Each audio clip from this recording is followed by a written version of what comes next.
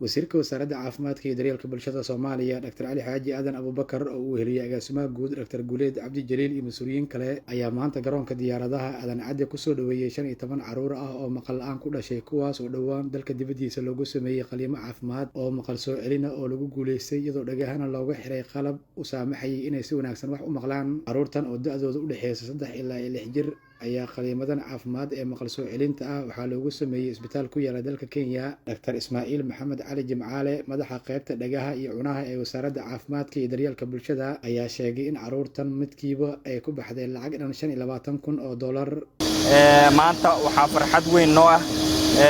annaga oo wasaaradda caafimaadka iyo wasiirkana hogaaminayo inaan soo dhaweyno 15 bukaan oo aan u sameynay qaliimada dhagoolnimada ayadoo aan aad ugu mahad celinayno boqortooyada Sacuudi Carabiya iyo King Salman Humanitarian Aid and Relief Center 15 bukaan waxaan ugu sameynay inaga caawisay King Salman si free ah inaan qaliimada aan ugu sameynay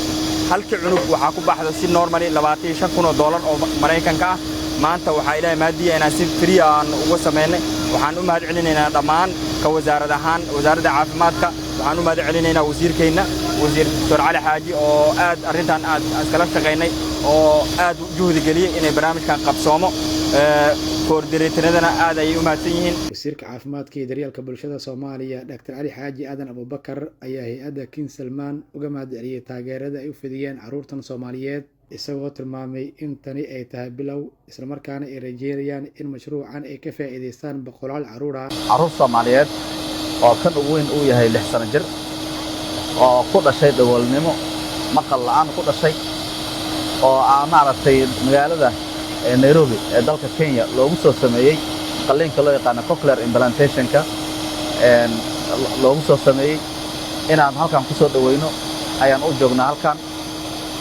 waxaan ugu mahad celinayaa boqortooyada Sacuudi Carabiya gaar ahaan King Salman Center for Humanitarian Relief waxaan ugu mahad celinayaa kaalinta weyn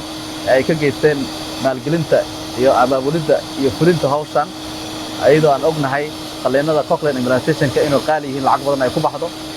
cunug kaste ugu yaraan $15,000 inay ku baxday aad baan u mahad celinaynaa taageeradaasi ay u fidiyeen caruurta Soomaaliyeed waxaan rajaynaynaa insha Allah tacaala waxaa hadda kaalinta koowaad ka faa'iideystay 15 caruur Soomaaliyeed ah ayaa ka faa'iideysatay oo aan rajaynayna insha Allah tacaala maqalkoodana hadda uu fiican yahay waxaan rajaynaynaa in boqolaal caruur Soomaaliyeed ah ay ka faa'iideysan doonto samafalkaas boqortooyada Sacuudiga ay noo fidisay inay boqolaal caruur Soomaaliyeed ay ka faa'iideysan doonaan oo rajo la'aan ahaa oo dhagoolnimo ku dhashay in ay maqalkooda dib u heli doonaan ayaan rajaynaynaa